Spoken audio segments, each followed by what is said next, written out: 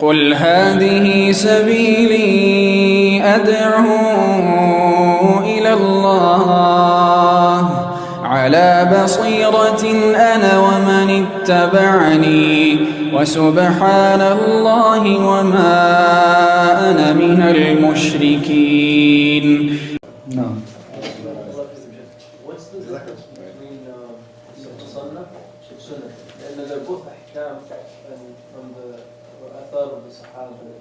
No, as we mentioned, the Musannaf is a book that contains, or the majority of it contains Athar of the Sahaba and the Tabi'in. As for the Sunan, then these are books that contain a hadith of the Prophet Muhammad sallallahu alaihi wasallam, marfu hadith related to ahkam and fiqh. So you will find very rare or little Athar of the Sahaba and the Tabi'in in Sunan Abi Dawud.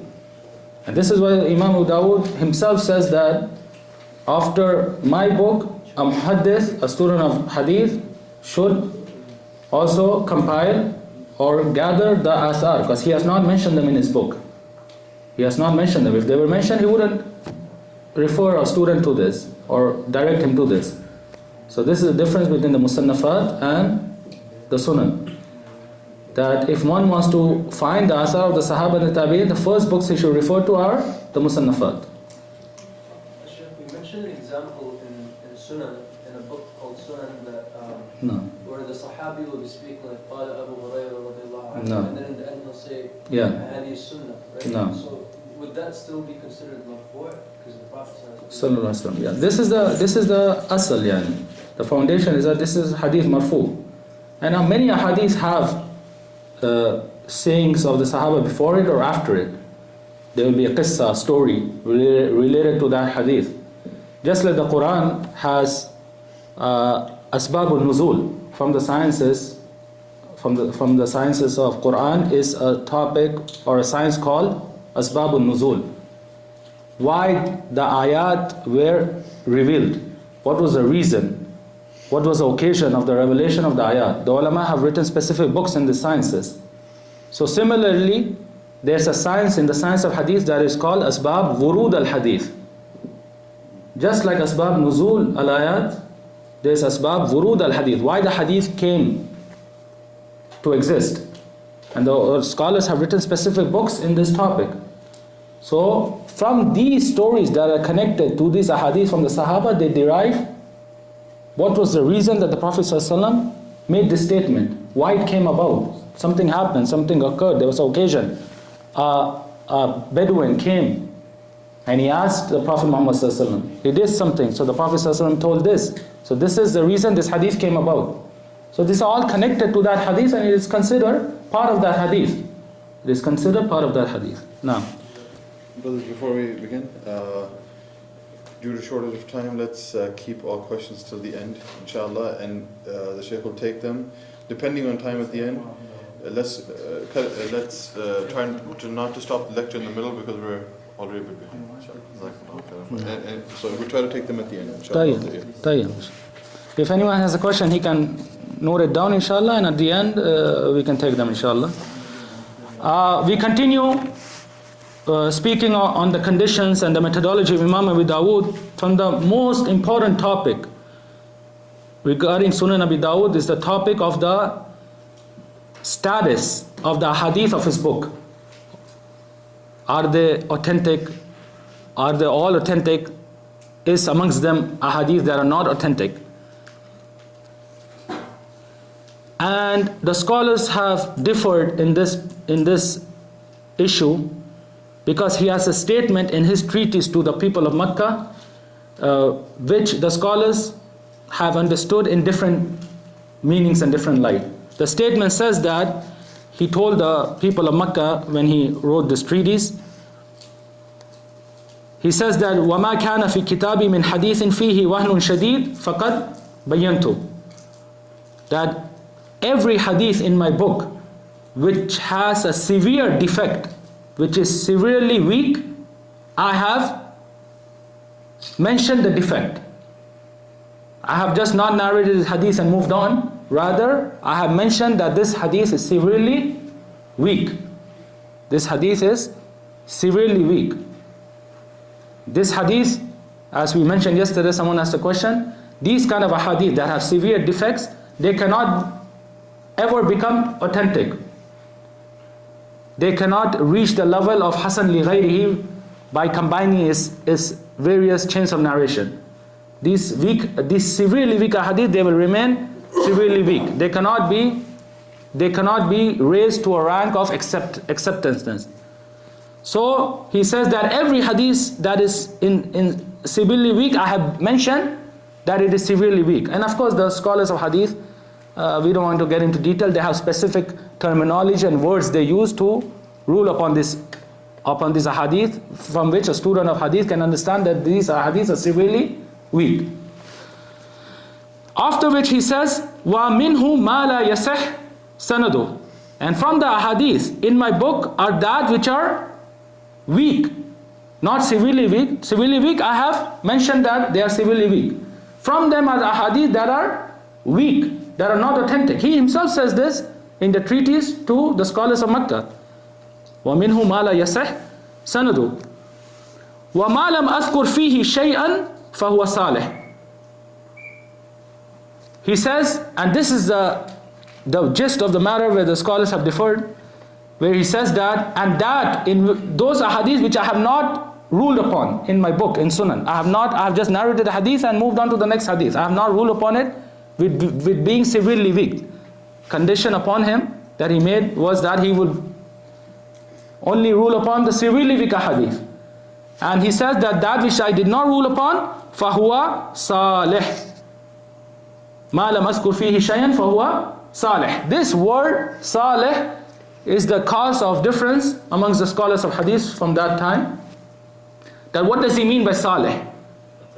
So some of the groups of scholars of hadith have mentioned that salih in its literal meaning they are good, righteous, that it means that those ahadith that Imam Abu Dawud has not ruled upon with being severely weak, they are acceptable, authentic. They are good, they are righteous, they are acceptable. This is a view of some of the scholars. But the view of the majority of the scholars and the correct view, and this is after meticulous research of the book, that what he means by the word salih is that they are salih lil-i'tibar, la salih lil-ihtijaj. There's a terminology in the science of hadith, salih lil-i'tibar and salih lil-ihtijaj. The sahih or authentic or acceptable hadith, they're salih lil-ihtijaj. That one can act upon them, based his religion upon them. He can take him as a hujjah. He can take those hadith as a hujjah, salih lil-ihtijaj. He can take it as a hujjah, as a proof for his religion. Salih lil-i'tibar are those ahadith that if their chains of narrations are combined, they can rise a level. This is salih lil-i'tibar, that they can rise a level. So weak ahadith, if their chains of narrations, as we said yesterday, are combined, they can become hasan li ghayrihi, which are acceptable. Hasan ahadith that have saduq narrators in them, that are not the highest level of memorizers, if their chains, there are several chains of this hadith that have saduq, it can become sahih li ghayrihi. It can become sahih li ghayrihi.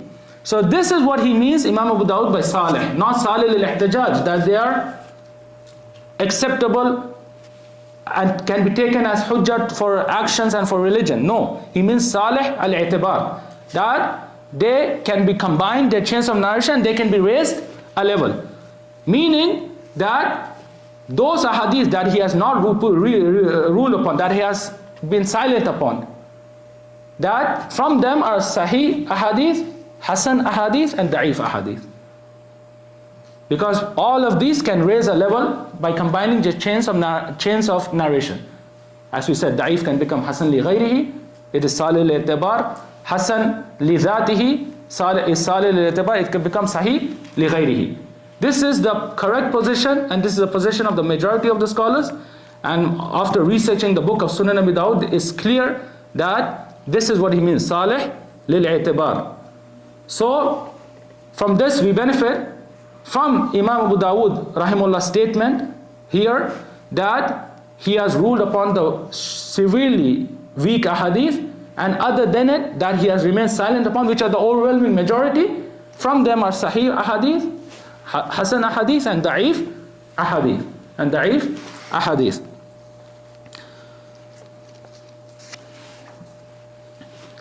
So, someone asked yesterday if I get a hadith that has a reference of Sunan Abi Dawud, can I spread it? So this gives proof that Imam Abu Dawud himself has mentioned that which he has not ruled upon, it can be Sahih, Hasan, and Da'if. So, according to the science of hadith, the scholars have ruled upon this hadith as being authentic or non-authentic.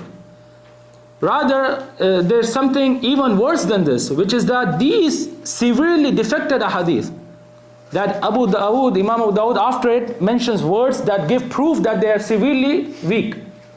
The person who's not a student of hadith or knowledge, he does not understand the meanings of these words, some of them. So he would spread this hadith and skip the words that are after it, not understanding what these words mean because they're not connected to the hadith, and give a reference and spread it. And Imam Abu Dawud, the author himself, has said these are severely weak hadith. So this is something that a person should know, that the ulama, yes, al-Ahad terminology. So a person should know that these scholars themselves have ruled upon these ahadith, as we will see with Imam at-Tirmidhi when we talk about him. So it's not proper that you just take the text of the hadith and spread it and give the reference of the hadith. You have to know the methodology of the scholar, his conditions, after which one can spread or base his religion upon these ahadith. And after that we move on to another point, which is what we have always mentioned. We will give or paint a picture by the students of Imam Ibn Shihab al-Zuhri, so that people can understand the level of these books. We said that Imam al-Hazimi rahimahullah, he has a book, Shurut al-Aimma al-Khamsa, the conditions of the 5 scholars of hadith, in which he has given this example of the students of Imam al-Zuhri, that there are 4 levels, 4 tabaqat.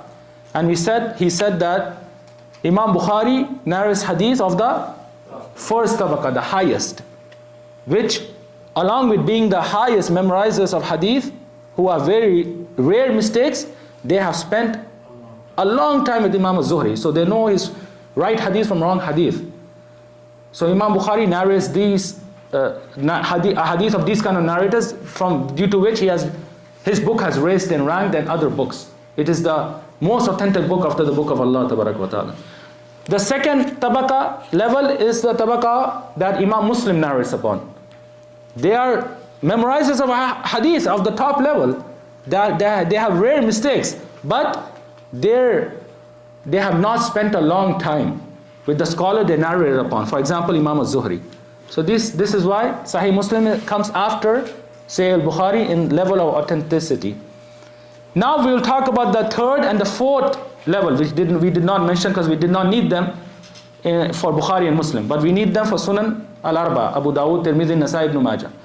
So the third level are those narrators of hadith that the scholars of hadith have differed upon. Some of them said they are authentic, thiqat, memorizers, authentic. Some of them said they are da'if.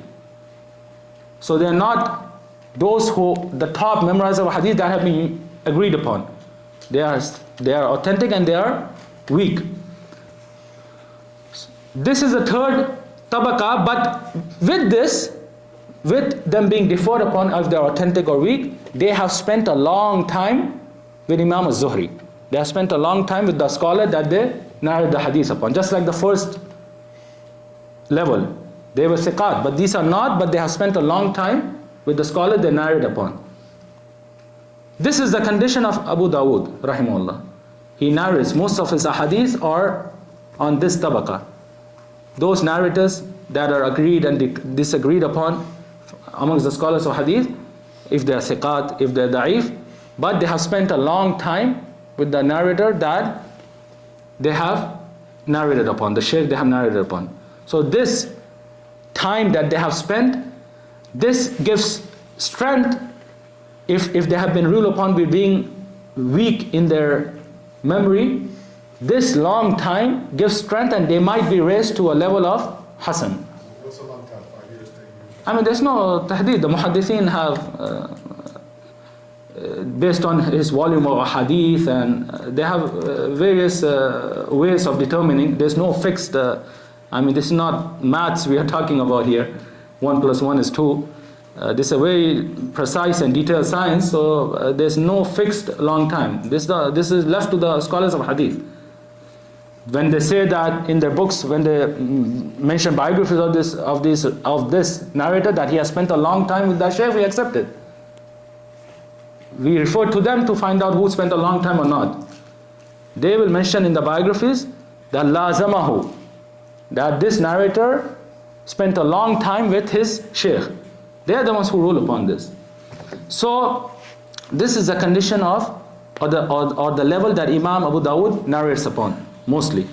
The fourth, the last level, are also those narrators that are disagreed upon. They are authentic, they can be the weak, and with that they have not spent a long time with the narrator that they narrate upon. Like Imam al-Zuhri, they have not spent a long time.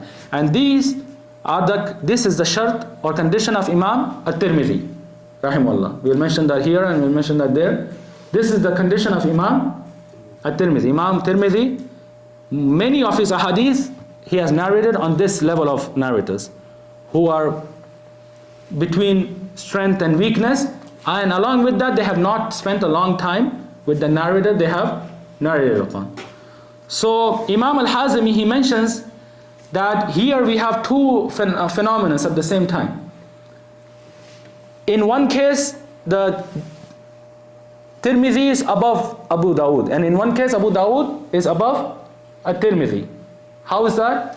He says that Abu Dawud is above at-Tirmidhi by the fact that he narrates most of his ahadith on the third level, from the third tabaqah.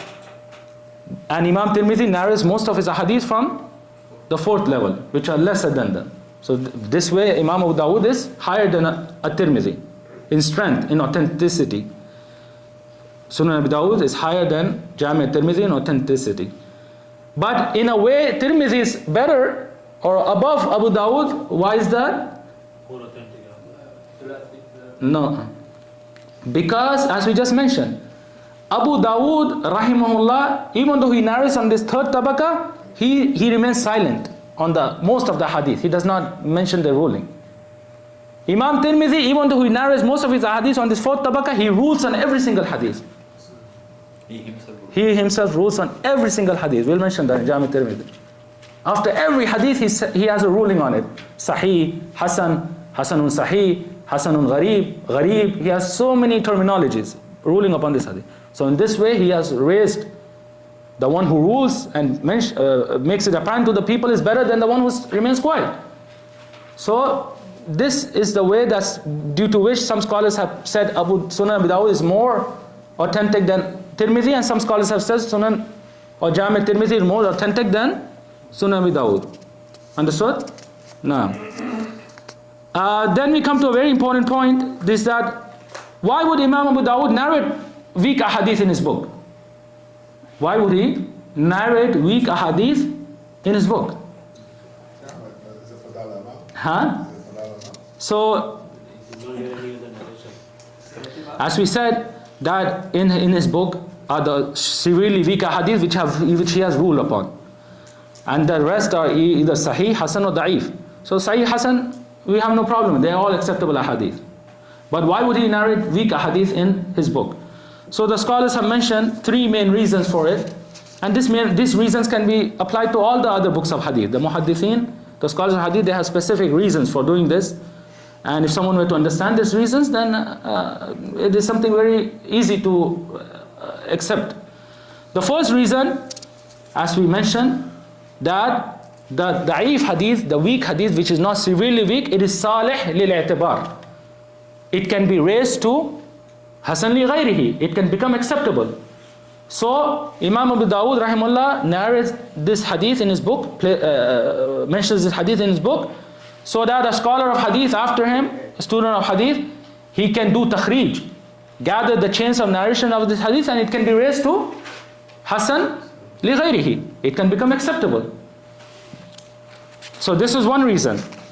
The second reason is that, is also what we mentioned, that his condition is to mention the foundational ahadith of jurisprudence, that the fuqaha, the various groups and types of jurists used to derive rulings, to derive the jurisprudent rulings. So he wanted to gather the ahadith that the fuqaha use so that they can benefit from these ahadith to derive their rulings. So either they are authentic or non-authentic, the fuqaha base their fiqh on all types of ahadith, because they have other proofs or other reasons to give this ruling. A ruling is just not made on a hadith. With that weak hadith, they might have other principles and other proofs that, due to which they gave that ruling and which gives strength to this weak hadith. So this is one of the reasons. The third reason, and this is a very important reason, that the muhaddithin, the Ahle-Hadith, the scholars of hadith were of the viewpoint that the weak hadith is better than personal speech and qiyas, analogy. This was their way. This was the way of the scholars of hadith, Ahle-Hadith. Imam Ahmad rahimahullah is known for this. We mentioned yesterday that he forbade his students and he disliked that anything be written along with the hadith of Prophet Muhammad sallallahu alaihi wasallam. And he rather also criticized Muwatta, because along with the hadith there is speech of Imam Malik rahimahullah. So the scholars of hadith were of this viewpoint that even if a hadith is weak, but it does, of course, it does not reach severity in weakness. It is weak, it is still better than personal speech, speech of men, an analogy. If this hadith, weak hadith, is left off, then the people will be left to their intellect and analogy to derive rulings. They will look at one proof and then try to do analogy of that on other rulings. So they said, and this was from the way, that hadith da'if is better than qiyas and rai al-rijal. So this was one of the reasons that they mentioned this ahadith. And as we said yesterday, and we'll mention it again, as long as a scholar of hadith, author, has expounded upon his condition and his methodology, and he has followed that methodology, there is no blame upon him. Imam Abu Dawud clearly stated his methodology, and he has followed his methodology, so there can be no blame upon him. He has mentioned the reasons, he has mentioned why he followed this methodology, so this is completely acceptable. As we said, what can be blameworthy is if someone sets conditions and he does not follow them, he opposes them. This is what is blameworthy. But if someone sets a condition and he follows them, there's no blame upon them. In the end, we'll mention some of the efforts of the scholars of hadith on this book, great book of Sunan Abi Dawud. We already mentioned that some of the scholars have gathered the shuyukh, teachers of Imam Abu Dawud, in one book, such as the book Tasmiyah Shuyukh Abi Dawud of Imam Abu Ali al-Ghassani al-Jayyani. Also we mentioned, if a person wants to read the biography of a narrator of Sunan Abi Dawud, he should refer back to the book Tahdhib al-Kamal, that has gathered the narrators of the 6 books of hadith, to find out if it's authentic, if it's weak, what the scholars of hadith have ruled upon this narrator of Imam al-Mizzi. And then the books that came after it, Tahdhib al-Tahdhib, Taqrib al-Tahdhib, all based on this one book. From the, also I guess we mentioned yesterday on a question that from the books that have served this book are those books who have summarized it, Mukhtasarat. And we mentioned the Mukhtasar of Imam al-Qurtubi and Imam al-Munziri. So Imam al-Munziri has a summarization of Sunan Abi Dawud. He has summarized Sunan Abi Dawud. Then lastly we will mention the explanations of Sunan Abi Dawud, which is the most important types of books that a student of hadith and knowledge needs. The first explanation of Sunan Abi Dawud, the earliest explanation, is a book, Ma'alim as-Sunan. Ma'alim as-Sunan of Imam al-Khattabi. So we can see here that Imam al-Khattabi, who passed away in the year 388, Just like he's the first person to explain Sunan Abi Dawud, he was the first person to explain Sahih al-Bukhari. Sahih al-Bukhari explained with the book Alam al-Hadith, Alam al-Hadith. And here he has Ma'alim al-Sunan. So he's the first scholar to explain both these books, Sahih al-Bukhari and Sunan Abi Dawud. And we will suffice with mentioning the most important explanation of Sunan Abi Dawud that a student of knowledge, a student of hadith should refer to, which is an al-Ma'bud.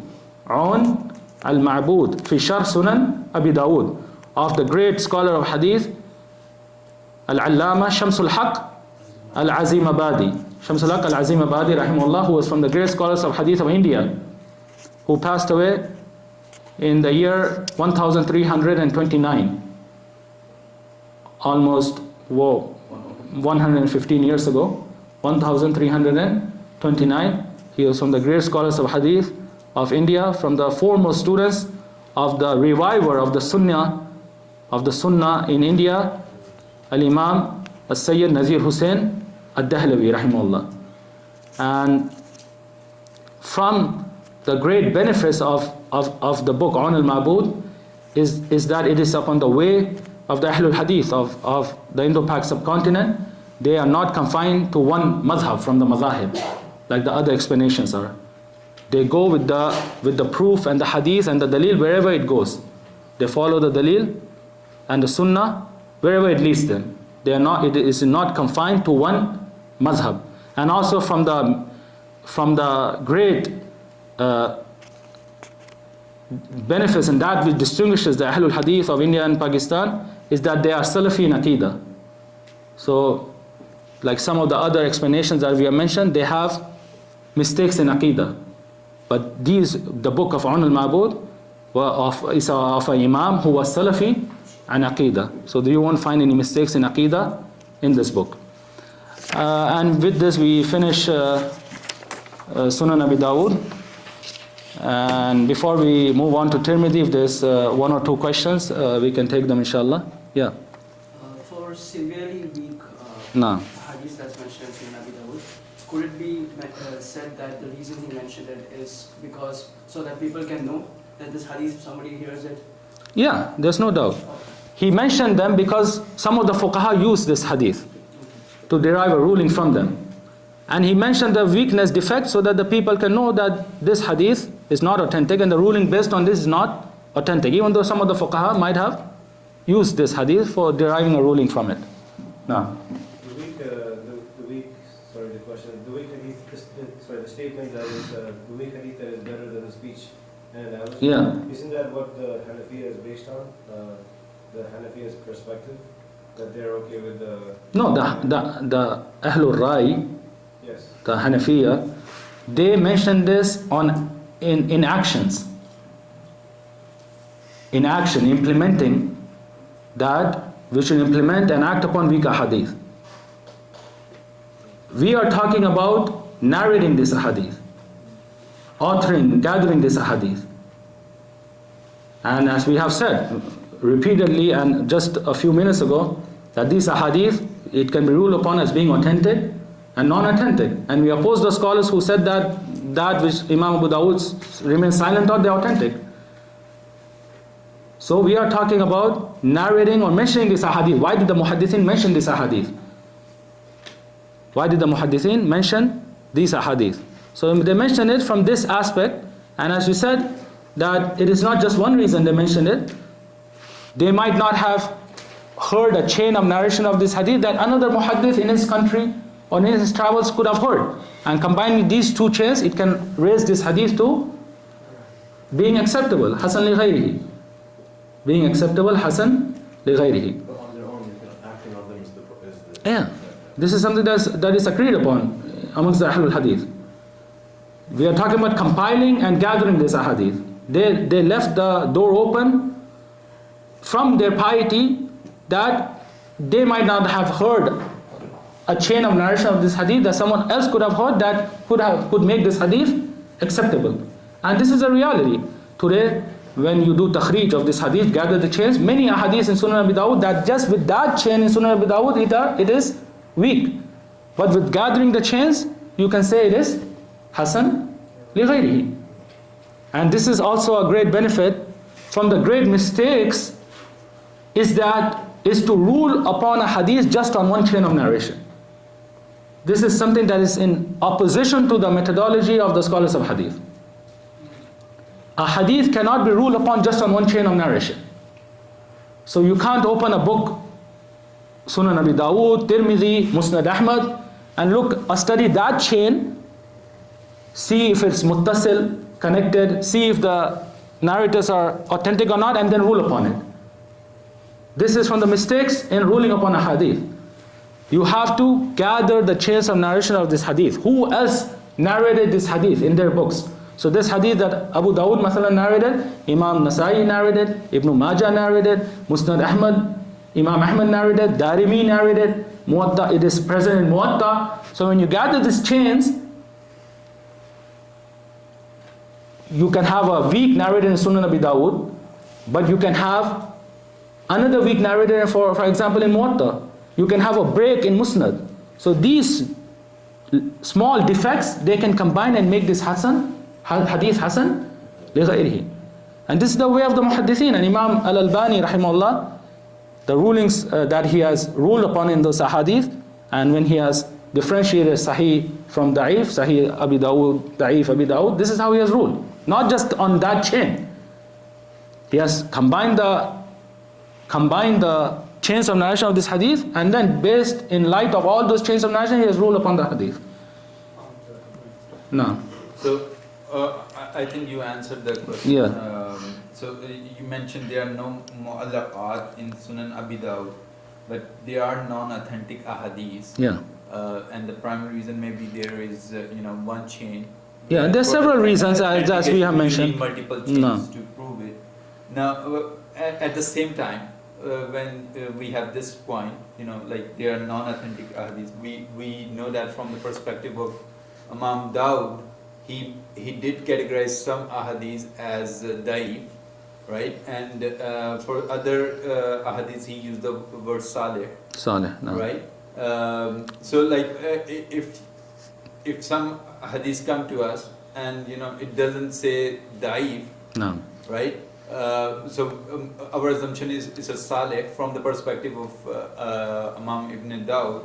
So having said that, would it be okay to just spread the salih hadith? No. I mean, as we said, these terminologies are well known amongst the scholars of hadith. So we should not understand them upon our understanding. So for us to just take the literal meaning of this word salih and say they're good, they are righteous, this is a mistake. The scholars of hadith are the one who understand these terminologies, and they're the one who give meaning to these terminologies. So we have to refer back to them. So when the scholars of hadith said this salih means salih lil-i'tibar, not lil-ihtijaj, we are with them, we accept that from them. And this is the reality of the book. Anyone who reads Sunan Abi Dawud, he can find this. And he himself, before he's saying salih, he says, fihi ma la yasih sanadu. What will you do with this? And in that, he says that the weak, severely weak, I have ruled upon it. And after that he says, there are hadith, ma la yasih sanadu, that which are not authentic. The chain of narration is not authentic. So this is explicit. We don't even need to get to salih. It's explicitly stated there are hadith that chains of narration are not authentic. So the terminologies, the scholars of that science are the ones who understand them and they explain them. We have to refer back to them. What if there are differences between who's ruling on the hadith? That's, as I said, this science, it has principles. It has guidelines. If a person follows those principles and guidelines, and after that, that which ijtihad can enter upon, if there's a difference, there's no problem. But the guidelines have to be followed. Okay, so if two scholars of hadith who are known for following this science of hadith properly, and then the ijtihad part, one of them saw that the narrator is da'if, one of them saw that it is saduq, he is saduq. So one of them rule upon it being da'if, one of them rule upon it being hasan. So this is something that is not problematic, as I said, as long as they follow the rulings. Upon the layman is to refer back to the scholars. As I said yesterday, the layman who cannot rule upon this hadith or research them, at the very least, he should mention the ruling of one of the well-known scholars in the science with the hadith.